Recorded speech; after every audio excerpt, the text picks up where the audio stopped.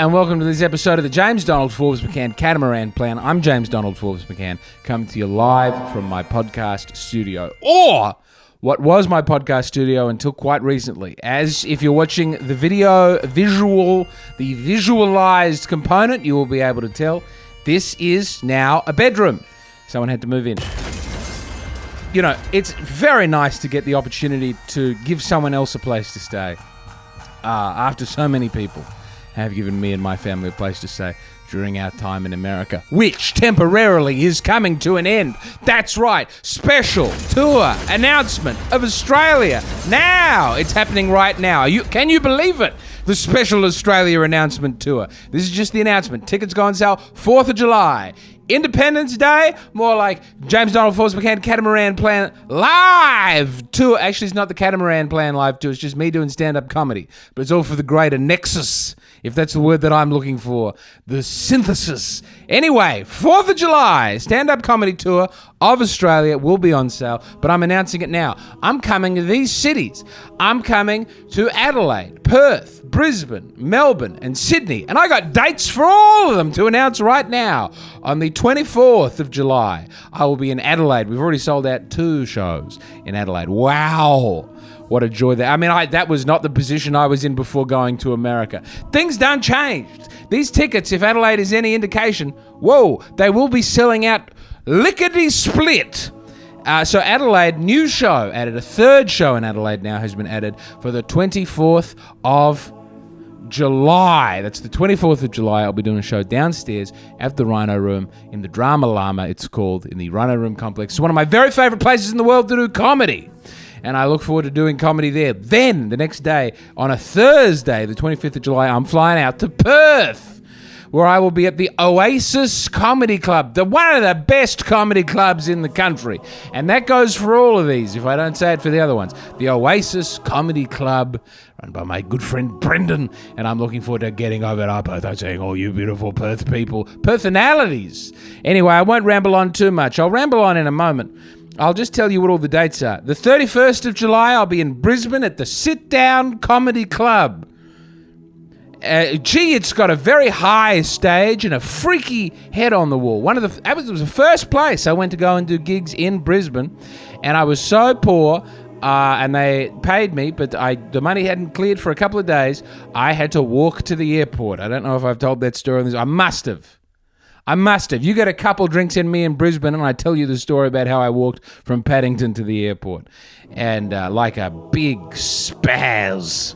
Thursday, the 1st of August, I'll be in Melbourne at the Comics Lounge. I have never done my own show at the Comics Lounge before. It's a huge room, and that's going to be ever so much fun. And then on the 2nd of August at the Comedy Store, also a great big room in Sydney.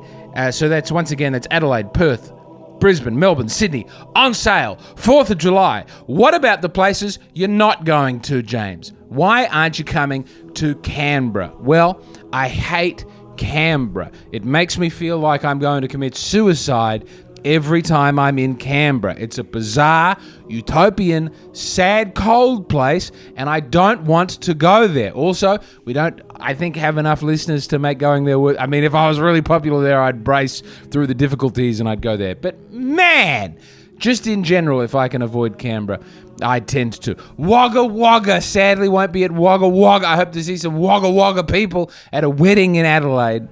I went to Wagga Wagga on the last tour. Had to catch a train to and a bus from Wagga Wagga, and then it was a glorious gig in a friend's backyard. There's no time. I'm in Australia for a very limited amount of time. So Wagga Wagga, Canberra, frankly, that one's something of a choice. But Wagga Wagga, that's just, I'm sorry, we've got no time. The Gold Coast, get your ass to Brisbane if you're on the Gold Coast. It's an hour drive. I'm flying for several hours to come and see you. I can't be going to, I'm not going to the Gold Coast. Brisbane's, it's the same town. Sorry. I'm sorry. Not going to Ballarat and Bendigo. Again, same thing. You got to come to Melbourne. There's all these beautiful trains. Just do that. Newcastle. I've never actually been to Newcastle. I got an invite to go to Newcastle. I'm so sorry I don't have there's no time. I got so many things to do in Australia while I'm there. There's a wedding to go to. There's a book of poems to finish and launch. There's the existing comedy tour. And I'm so looking forward to being back in Australia is going to be so nice. It's going to be so nice. Too short, and then I'm back in America. Too short a time in Australia, and then I'll be back in sweet, beautiful America, and I'll be announcing gigs for that soon. But for just a moment, let me wax lyrical about Australia, where I'll watch the Crow Boys fly and fail, no doubt. Although I think the one game I'm going to get to go to is against St Kilda, so there's hope for that, if not our season. Oh, the meat pies. Oh, the sausage rolls. Oh, I haven't had a Cooper's Pale in 7 months. It's the longest I've gone as an adult without having a Cooper's Pale. Gee, it's going to be nice in Adelaide. Going to Ernmalley. Going to the Exeter. Seeing the Mall's balls. That became too Matt Berry, excuse me. Malls! Anyway, seeing the Mall's balls. We've got these balls in Adelaide. They're just these big balls that are in the mall. Oh, we love them. And Brisbane, it's going to be fun to be in Brisbane. So much. I mean, it'll be good. I got so many people to see in Brisbane. Don't you think I'm not going to come and see you in Brisbane? But I don't really know very much about... I mean, I've been in Brisbane a lot, but it's usually very humid when I'm there. And the last time I was there, I got a $5,000 speeding ticket in a rental car. It was a long and complicated affair. The people I transferred money to through, I had to pay the car dealership. Anyway, the wire transfer service thought I was getting scammed because it was so much money. And I don't think I've ever really gotten over that. Mount Coota. If I go to you, I'll be having someone else drive. And I'll be making sure they drive real slow. Melbourne was my home for many months. Many months in Australia. Until I fled it because you had the longest lockdown in the world. And also because I find it an architectural hellscape. And... man, there's two Melbournes. There's public transport Melbourne and driving Melbourne. I love driving Melbourne. I love Kew. I love so many of the outer suburbs. I love getting up to a Westfield. It's that tram, train, bus Melbourne that I've got a problem with. But, you know, it's at least nice to have good falafel. I'm trying to see the positives about Melbourne. I would like people to come. I mean, I love... the Comics Lounge. It's an unbelievable, beautiful, vast, huge venue. And they've got pictures in the walls of comedians who've come there before. And maybe I'll have one drawn up of myself and slap that on the wall. Maybe that would be cool. If they don't do it for me, I wonder if I'd do a little guerrilla style picture of myself, if that would be allowed. Anyway, I'll be coming to Melbourne. I'll be doing that. And the Comedy Store in Sydney, where I also lived before I quit my job and ran out of money and moved back to Adelaide. Boy, that's happened in more than a few places. Anyway, I'll be in Sydney. Is that enough rambling? It's going to be a great tour. Tickets on sale soon. You can find it. There won't be a link on this video. Maybe I'll do another video on the 4th of July and have that come out. Oh, you know what I can do? I can do that. Yeah, I'll remind you when the tickets are on sale. Because I'll be in Australia by then. We're leaving on Saturday. We're flying out. We're doing so many flights. We'll probably be in Australia by the time this comes out, actually. Yeah, we will. We're flying out Saturday. Today is Wednesday. The debate's tomorrow. I wonder how that went. I'm sure it was a very ennobling spectacle. That's my prediction. We're flying from Austin to LA. Then there's like a 5-hour layover. And then we fly from LA to Fiji. And then we fly from Fiji to Sydney. And then we fly from Sydney to Adelaide. I think, I could be wrong, but that's 3 layovers. And we have 3 children, 2 adults, 4 seats. We'll be holding a baby the whole time. It's going to suck. It's going to be one of the worst. If this has come out and I've been in Australia for a day and I ran into you yesterday and I seemed rude, it's because I just did that. It's going to be so bad. We got an iPad for the trip. So that we don't give the kids a whole lot of screen time, but if ever there's a time for a screen time, it's flying for more than 24 hours. Boy, I wish I had the money when I booked those tickets to fly more or less direct. I think I could have done it with only one stop in the middle, but I've gone for 3 to save money, and I don't think it ended up saving money in the end. The money was coming through in dribs and drabs, and so I had to buy it all at different times. This will be solved when there's a boat. It'll take longer to get out there, but I can't not think it will be better. Oh, it's going to suck. Anyway, I'm going to try and not think about how much it's going to suck. We got the whole house to get packed up. The dread. The incredible dread. And it's not even like we can just leave the house a mess. We got someone staying in this room, and we got people coming. We got them staying in the house. I can gesture. The house is over there. No, it'll be good. Seriously, it'll be good. And then I arrive in Australia, and then I think 10th and the 11th are the sold-out gigs in Adelaide. We're going to film them. And then all those other shows, we might get to film some of them too. And then I got all these sketches to film. I got the opening scene of a movie to film that we're trying to make money on. Brad's Glove! We might shoot the opening to Brad's Glove.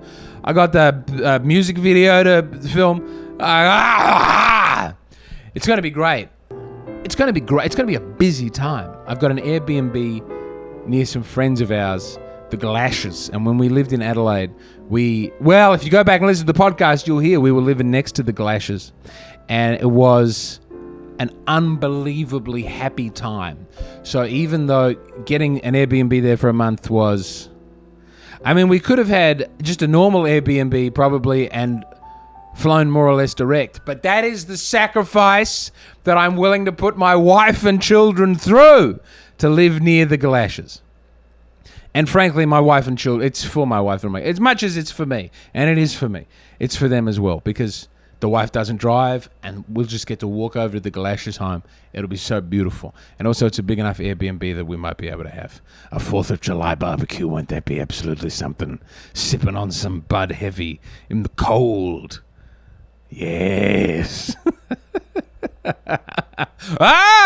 Well, look, it's going to be good. I have to believe it's all going to be good. This is the James Donald Forsby Catamaran play. I don't remember how much I said at the start of this episode. This is me flying solo. Last few episodes have been with the wonderful Eve. She's coming over today. I don't know how we're going to film any more episodes. They'll probably also look like this. And yes, I'm having some big existential thoughts about the podcast moving forward.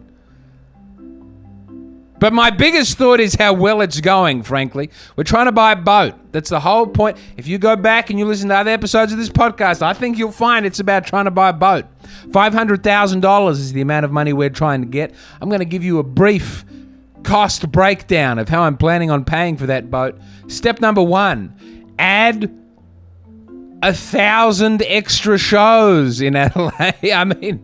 I don't know. I don't know how much money I'll make off this tour. I don't know if we'll sell out. I'm being brought over by TEG Dainty. It's my first proper tour. I've never done a proper tour. I've gone to a city and spent time there, but this is like a back-to-back-to-back tour as a foreigner coming home. Topsy-turvy. Excuse me. There does remain something that makes me cough in this room, and I do feel like that should probably be addressed before someone stays in this room. The person who was staying in this room stayed for one night, and then the night that they moved in, they were like, "Oh, I'm flying to a different city tomorrow for 5 days." I was like, "Really? Have you got a ticket?" And they said no. And it sounded believable. I think it was fine the day they moved in, but I couldn't help but think, did you take one look at our living situation and go, "I'm getting out of here until you and your family leave for Australia"? Maybe that, I don't know. But I couldn't help but think if that was the reaction I'd had, that's what I'd do. And it's happened before. My friend Sean Conway in Perth, he flew over. I was living in Melbourne before I fled Melbourne. Anyway, he came over to try and do Kill Tony, I think. And he showed up we had a bed for him, and he showed up to our apartment. And we had a newborn at that point, And I remember he got there, and about 20 minutes later, he said, I'm gone. I've booked a hotel. The friendship did survive. And I totally understand why he did it. It was a very sane, rational. He knew what he wanted, and he went and got it. But it did make me feel embarrassed. Slovenliness is a form of inhospitality was a breakthrough that I had this week as I sat in my car, which is starting to reek. And hopefully by the time this has come out, the car no longer reeks. But the amount of debris and garbage and just food that my children insist on putting down the back of their seat. Anyway, the car started to get a bit stinky. And I haven't gone out and cleaned it. One, because I don't want to. And two, it's so effing hot all the time. And the alternative is to go out and clean it at night. And then it's dark and it's tricky to do. I just have to brave it. I've got to do that and I've got to mow the lawn. And it's so... Listen, I'm not a big let's do something about climate change guy. That's not... I don't think about climate change very often, but it's so hot here that if there is any remote chance we can bring that temperature down, I, for one, am in favor of destroying the economy. Hey,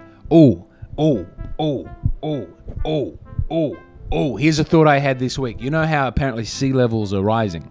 And everyone's like, that's global warming. That's the ice caps melting. All right. I don't know if this is a real scientific theory or this is an attempt at a bit or this is something I say one time on a podcast and then I move on through. Sea levels rising, they say. Okay. But you know when you get in a bath, the water goes up, right? So how many boats are in the sea?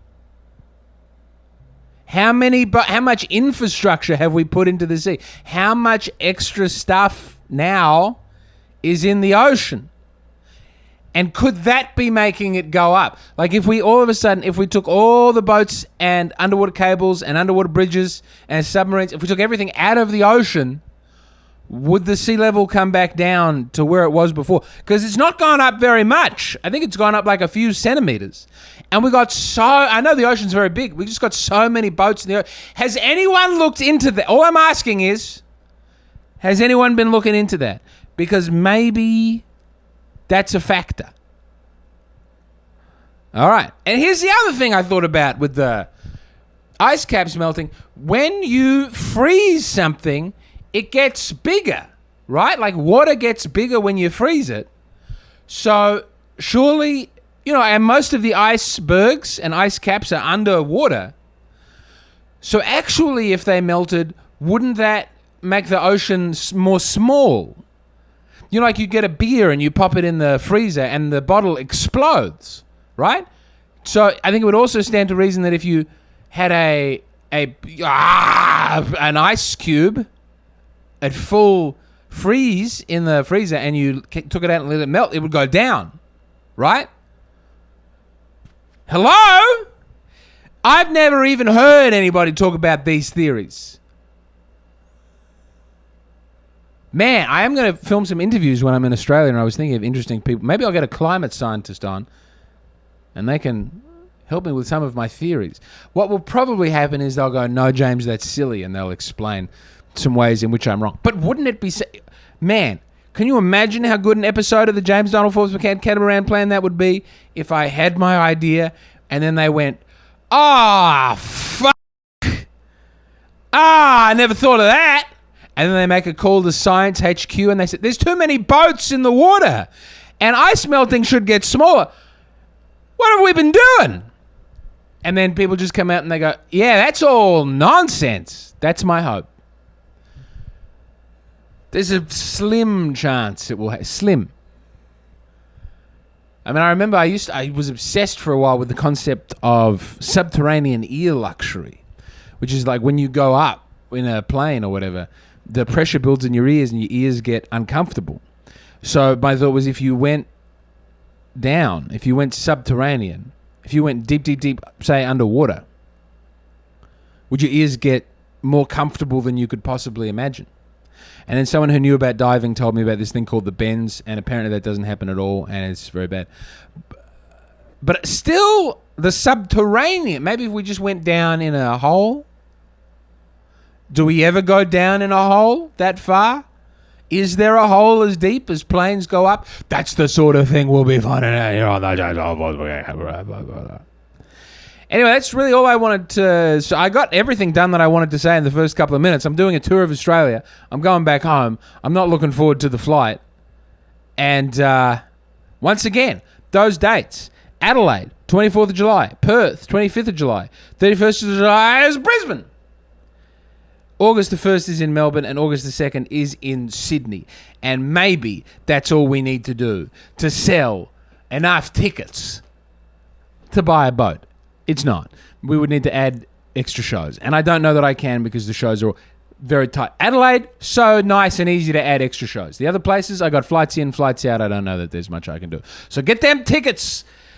All right. That's it. That's today's episode of the James Donald Forbes McCann Catamaran Plan. Thank you for listening.